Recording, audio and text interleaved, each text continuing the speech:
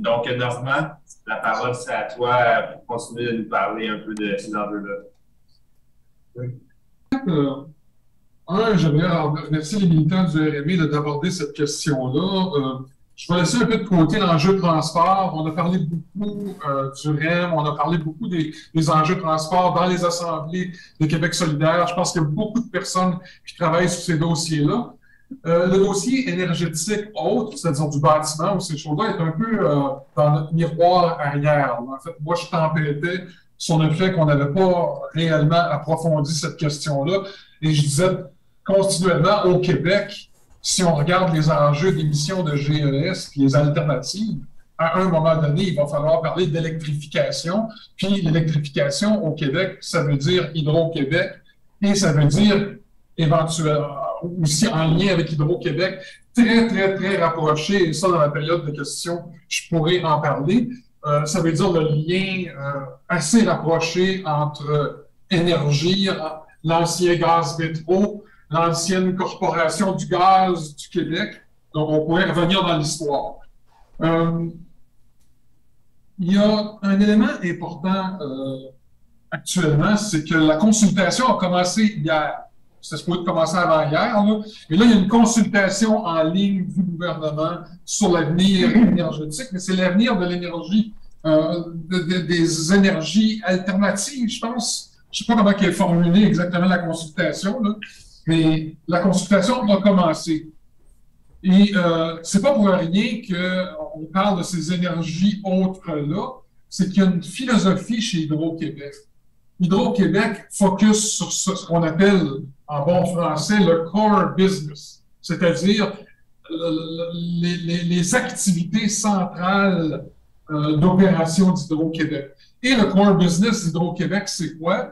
C'est en général construction de barrages, lignes de transport sur très grande distance et un réseau de distribution. Donc, tout ce qui sort de ça actuellement, c'est pas mal. Puis, prenez pas ce que je dis comme une critique d'Hydro-Québec. C'est-à-dire que Hydro-Québec, c'est un joyau. C'est la colonne vertébrale énergétique du Québec. Puis je pense que Hydro-Québec doit rester cette colonne vertébrale-là. Mais en fait, le gouvernement actuel parle beaucoup de privatisation. Et là, il faut comprendre de quoi il parle lorsqu'il parle de privatisation. Et en fait, il n'y a rien de nouveau dans son discours, là. Ce qu'on veut privatiser, en fait, ce qu'on a fait chez Hydro-Québec depuis longtemps, c'est tout ce qui n'était pas dans la business centrale d'Hydro-Québec. Ça, c'est-à-dire actuellement les petits barrages, c'est-à-dire tout ce qui s'appelle des projets d'éoliens, et ce qui s'appelle actuellement aussi l'efficience énergétique, c'est-à-dire, bon, on avait fait un gros focus sur la domotique. Tout ça a été soit totalement privatisé, soit partiellement privatisé. Et moi, ce que je pense qu'a en tête le gouvernement actuel, c'est d'accroître ces mécanismes de privatisation de composantes qui sont en périphérie de ce qui est le centre d'affaires d'Hydro-Québec. Et là, c'est parce que l'enjeu qui est important actuellement, c'est que les solutions à la problématique énergétique à laquelle on fait face, elles sont multiples. Et si on privatise tout ça, on se prive d'un contrôle de toutes ces composantes-là. Là, je peux aller rapidement dans les composantes. En fait, il y a une culture disant que tout ce qui est particulier n'est pas bon pour Hydro. Hydro doit rester dans ses activités principales. Qu'est-ce que ça veut dire, ça? Ça veut dire tout le travail de recherche et développement qui est en train de se faire à l'Institut de recherche électrique du Québec. Ça veut dire tout le travail de recherche qui se fait avec des fonds publics au niveau des batteries, au niveau des systèmes de stockage temporaire des masses thermiques, les travaux qui se font au niveau du développement des mécanismes d'aérothermie.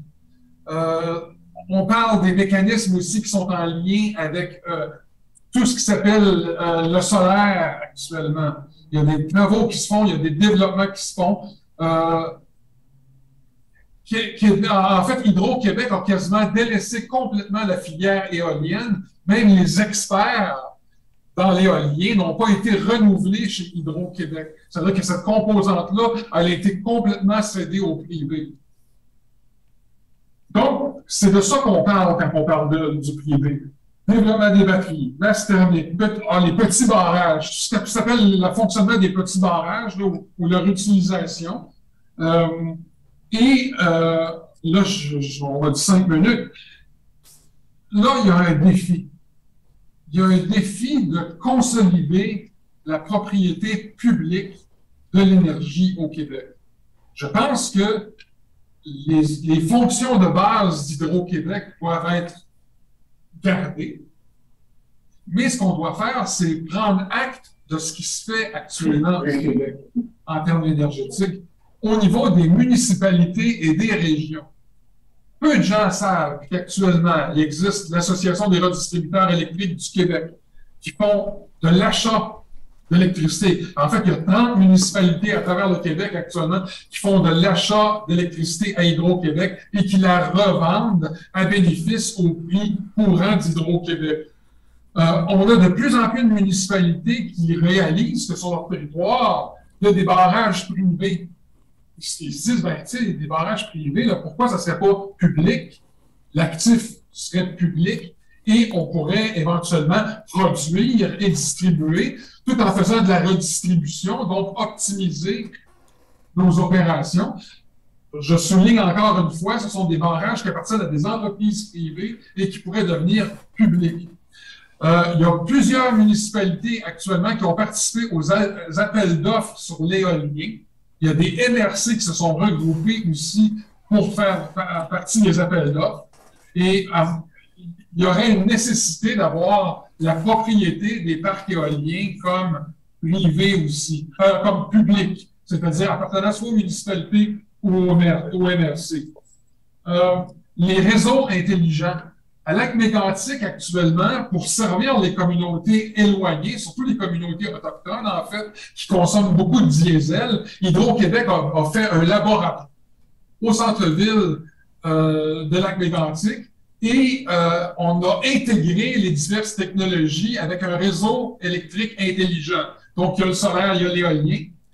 Dans les techniques d'intégration aussi, il y a quelque chose qui est intéressant pour les municipalités, c'est l'utilisation des emprises municipales d'égouts pour avoir des boucles thermiques, c'est-à-dire un tuyau qui circule avec de l'eau et qui transporte la chaleur de bâtiment en bâtiment selon les bâtiments qui produisent ou qui consomment de la chaleur. Donc, on appelle ça les boucles de chaleur.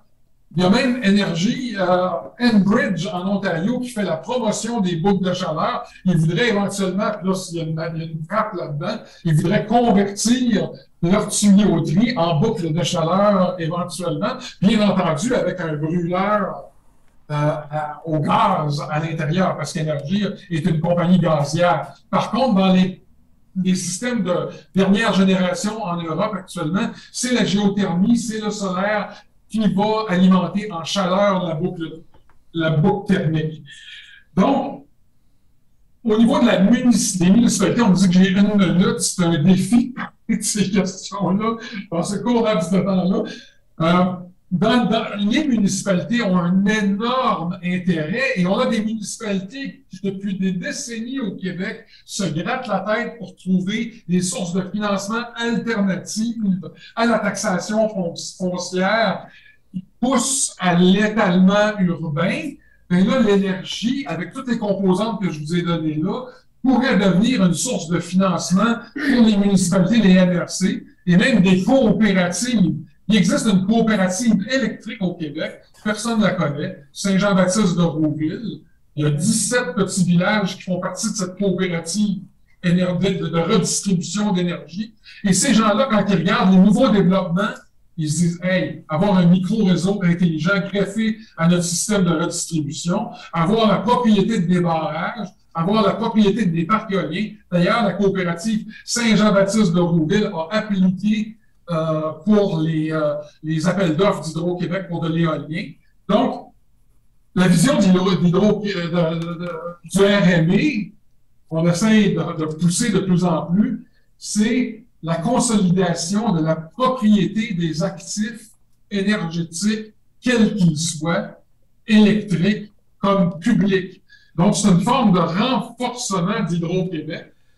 Je termine avec ça. On pourrait très bien voir un certain nombre de représentants élus au conseil de gestion d'Hydro-Québec, au lieu d'une gang d'affairistes qui sont là, de l'entreprise privée et des gazières, pour gérer tout ce qui s'appelle la redistribution et les petites productions de proximité. D'ailleurs, qui sont pas mal plus sécuritaires en termes d'approvisionnement que notre gros réseau, qui est très, très, très fragile, comme on le découvre actuellement.